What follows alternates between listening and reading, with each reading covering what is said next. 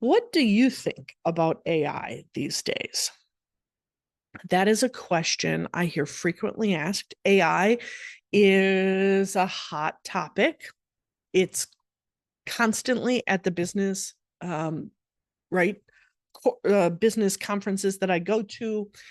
People talk about it all the time.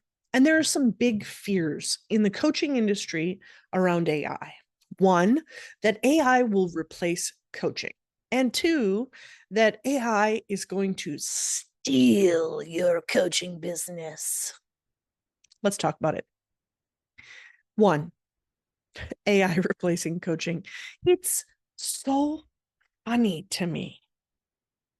So funny to me. Because if you're worried that AI is going to steal your or replace coaching for people, maybe you don't know what your coaching gifts are yet.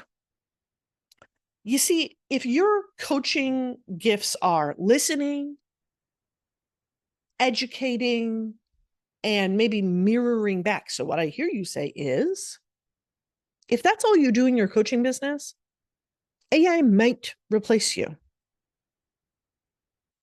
Because AI is getting to the point where it can do those things, which means that you don't know what your actual true superpowers are as a coach. Did you know those are predictable?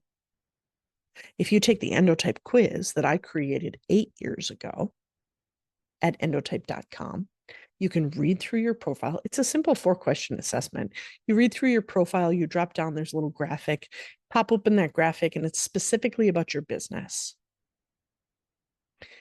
It is about your brand. It is about you and what you bring to the table with your endotype and your coaching business superpowers. You see, no AI is ever going to be able to create a safe space for a client. No AI is ever going to be able to kind of hear what's not being said and bring that gift. No AI is ever going to be able to bring intuition and that gut energy check that a real human can bring. AI will not replace great coaches.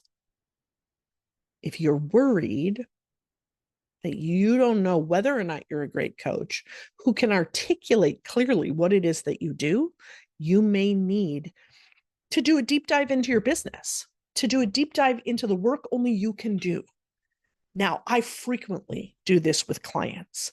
We dive in, we pull it all apart, we put it all up on whiteboards, whether that's in person or that's virtually, and we see what the thread is, what the thing only you can do is, and how we explain that to other people.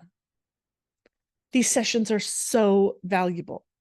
So if you don't have a strategist in your life who can help you reveal you, because they already know so much about you, because they already know your endotype,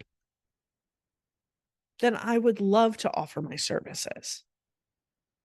Now, the next fear that I hear about AI is that AI is going to steal all your intellectual property, because anything that you put into AI then becomes public domain. That, for the most part, is true. True that what you put into AI becomes part of it informs the public domain. It informs AI about coaching industry. It informs AI about how to talk about coaching for the next person and the next person that come along. Does that mean that we shouldn't use it, though? Here's the thing. How do you describe a hamburger? Well, got a bun, and you take most of the time like a beef. You can use other meats or other non-meat substitutes, but you have like a patty of usually beef meat that is grilled, and you put that on there, and then you can add toppings and condiments. Coaching is coaching. It is a space where we reflect back to people what they're telling us, where we help them dig through it, where we offer our unique insights, where we bring certain things that are unique to us and part of our life experience into the whole thing that makes us have a specialty. But when it comes to how do I describe coaching to my client? Bread, patty, condiments. It's always going to be kind of similar. So when we're using AI to help write our marketing, help us to describe what we do in our coaching field, to help us create social media posts, to be able to help us create website content, to be able to help us create blog posts. Is it really so bad that that content is out there? Is it your own personal intellectual property? So, for example, I use AI right now all the time for this podcast. It helps us create our titles, our show notes. I create blog posts and articles for Medium out of it. I use it to write emails after the podcast. Yeah, I use AI. Tune into the next episode and I'll tell you exactly how I use AI and what AIs I'm using. However, would I use AI to help me write a book? The answer is yes and no. You see, I have this book idea for coaches to be able to break down what it takes to run a successful coaching business. It's basic content told from my perspective, which is a unique perspective because I've been self-employed for 25 years and I've been in the coaching industry for almost 14 years, and I've created a personality profiling assessment. I'm going to have a very unique perspective and a simplified. That's one of my superpowers, is to be able to take information and simplify it down so that brand new coaches or coaches that are struggling can understand what it takes to build a coaching business.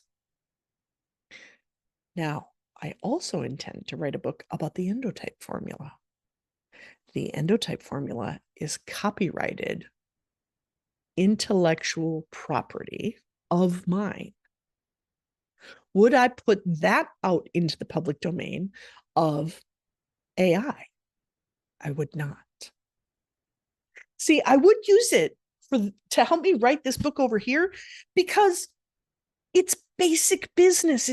It's a unique perspective, but it's basic business. It's basic best practices. Would I put out my own body of work by including AI in that book writing? I would not.